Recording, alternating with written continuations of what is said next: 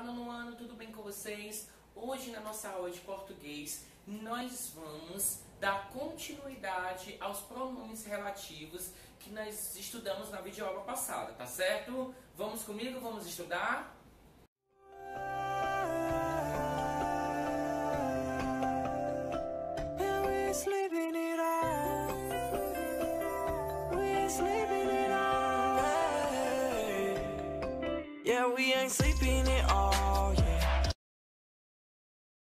Mas antes, tá certo? Vamos corrigir a atividade de casa que eu passei, página 43 a 45 do nosso caderno de atividades, tá bom? Vamos lá. Página 43, nós temos um poema chamado Poética. Vamos lá. Quem é a poesia? Uma ilha cercada de palavras por todos os lados. Quem é o poeta? Um homem que trabalha com o suor do seu rosto, um homem que tem fome como qualquer outro homem. Primeira questão. O texto de Cassiano Ricardo pode ser identificado quanto à forma como poema. Por quê? Sim, pois o texto foi escrito em versos, né? E trabalha com o ritmo sonoro nas palavras. Tem os versos e o ritmo sonoro das palavras, tá certo? Vamos lá. 2. Qual é o tema desse texto? O universo poético, o universo da poesia, da criatividade do poeta, tá bom? 3. Nesse texto, o que o Cassiano Ricardo ele quer dizer? Abordar o fazer poético, a criatividade do ser poético, tá bom? 3. Cassiano Ricardo expõe a poesia e o poeta como elementos do fazer poético. Como ele caracteriza esses elementos? Uma ilha cercada de palavras por todos os lados, tá bom? Página 44. Como o poeta é caracterizado? Como um homem comum, tá certo? Que trabalha e tem as suas necessidades normais, tá certo? Ele vê o poeta isso, tá ok? 4. Por que as palavras poesia e poeta estão escritos por letra maiúscula? Para dar uma importância, para mostrar para eles o quão importante ele é. Por isso, essa característica como um nome próprio, tá certo? 7. Pesquise no dicionário definições das palavras poesia e poeta. Resiste àquelas que aproximem as definições do box ao lado. Poesia, a arte de escrever em versos. Olha aí, ó, a arte, que lindo, né? Poeta, o indivíduo que compõe a arte de fazer os versos, né? Muito bonito, muito lindo. Vamos para a próxima. Oitava questão. Tem tudo a ver. A poesia tem tudo a ver com tua dor e alegria, com as cores, as formas, os cheiros, com os sabores e a música do mundo.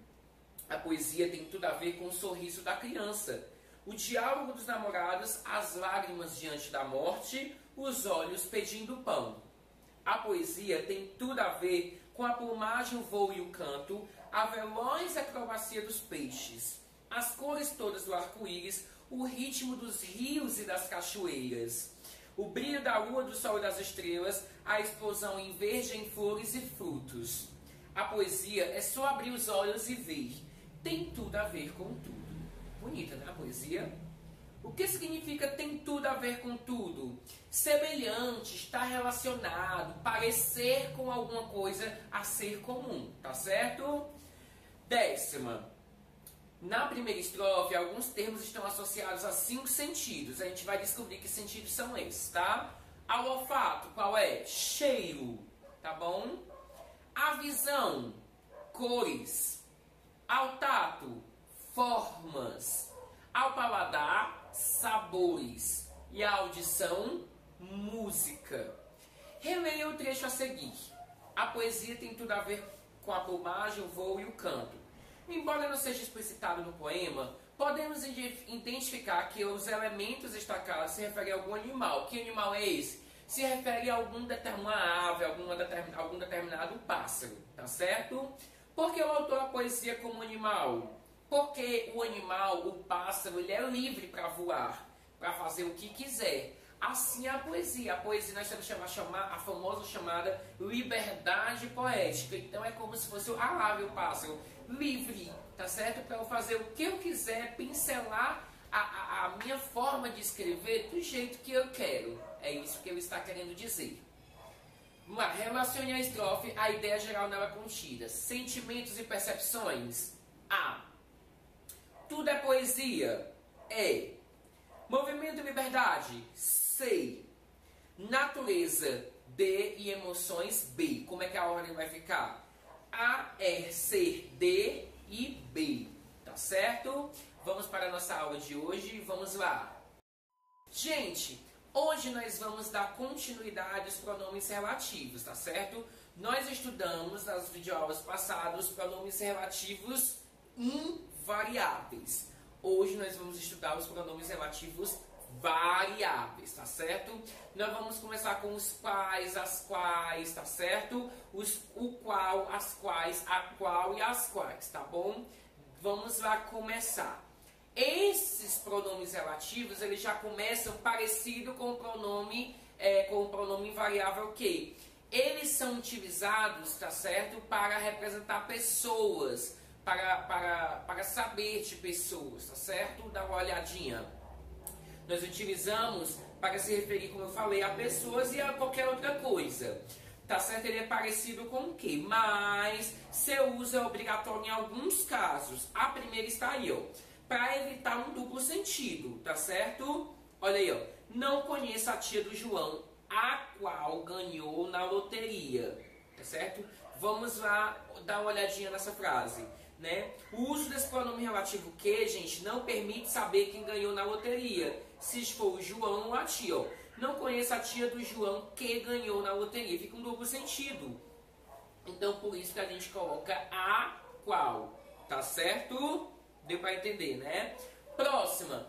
Quando o antecedente se encontra distante. Quando a pessoa se encontra distante na frase. Tá certo? Ou seja, esse foi o discurso por direitos iguais pronunciados pelo presidente, o qual causou muita repercussão na mídia. Olha onde é que está a palavra discurso e olha onde é que está a palavra presidente, lá no final.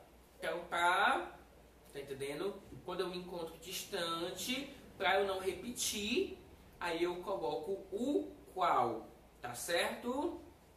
Eu também utilizo também o pronome relativo, esses pronomes, né, o qual, as quais, quando há dois ou mais sílabas, tá certo? Quando há duas ou mais sílabas. Como, por exemplo, vi diversas pessoas, algumas das quais bem estranhas. Olha, algumas. Vocês estão vendo quanto de sílaba ela tem? Foi justamente isso. Tá certo? Então deu para entender, né?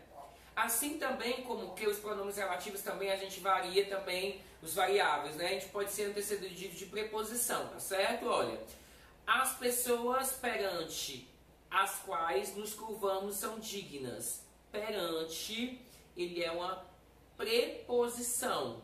Então ele vai vir antes do pronome relativo, tá certo?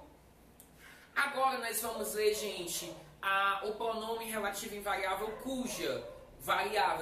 Pronome relativo variável cujo, tá certo? Tem um cujo, cuja, cujos e cujas, tá certo? Vamos lá para a primeira regrinha, dá uma olhadinha aí.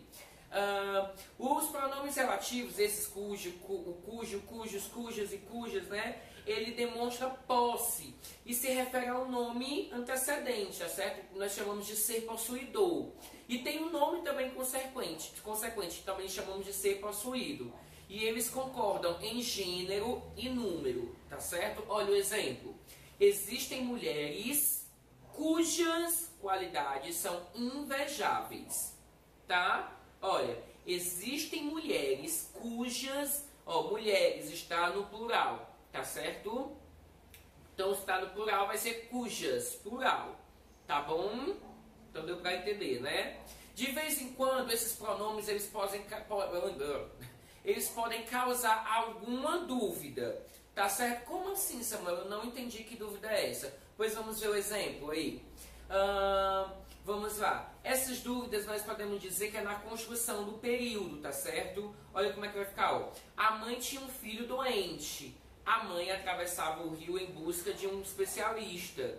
Então, o que eu vou fazer aí, né, para a elaboração dessa frase? Eu devo colocar o pronome entre o ser possuidor e o ser possuído. Então, vai ficar elemento possuidor, mãe, pronome e ser possuído, que é o filho, tá certo? E aí eu vou juntar esses períodos. Aí como é que vai ficar? A mãe, cujo filho estava doente, atravessava o rio em busca de especialistas, tá certo? Detalhe, gente, também, que eu não poderia esquecer. No cujo, cujas, cuja, enfim, os variáveis, nós não utilizamos, né, artigos. Nós não utilizamos artigos o, a, os, as. Por exemplo, como por exemplo a frase a mãe, o filho, o cujo, não sei o que, a mãe, a cuja, não, tá? A gente não coloca artigo no cujos e no cujas, tá certo? Isso é uma das regrinhas. Mas, dependendo da regência verbal, esses pronomes relativos podem vir com preposição, tá certo? Vamos ver o exemplo. Olha aí o exemplo. O compositor de cuja música eu gosto muito ganhou um prêmio ontem. O compositor de cuja música eu gosto muito. Então, o compositor de cuja música. Então, ó, o compositor, o cuja. Ou então, o compositor cuja a música. Tá certo? Antes ou depois? Não, não dá. No máximo que pode vir uma preposição antes desse pronome relativo. Tá certo? Agora nós vamos ver os pronomes relativos variáveis quanto, quantos, quantas e quantas, certo? Nós utilizamos eles junto com os indefinidos tanto, todo e tudo. Tanto, todo e tudo nós utilizamos junto com esses pronomes relativos. Vamos aí, meu Deus, eu estou enganchando demais. Vamos olhar aí os exemplos, tá certo? Olha aí o exemplo. Nós temos, bebia tanta água quanto lhe davam. Detalhe, esse tanto, todo e tudo pode ser eles e suas variações, tá certo? Bebia tanta água quanto lhe davam. Então, ó, bebia tanta água quanto lhe dava. Olha o tanta e o pronome relativo, quanto. Tá certo? Então a gente utiliza com esses indefinidos tanto, todo, tudo e suas variações. Esse daí é bem simples, tá certo? Muito simples mesmo.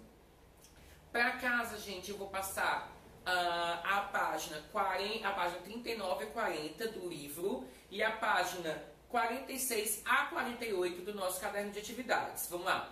39 e 40 do livro e do caderno de atividades, página 46 a 48, tá bom? Espero que vocês tenham gostado, tirado suas dúvidas. Um beijo no coraçãozinho de vocês e tchau, tchau!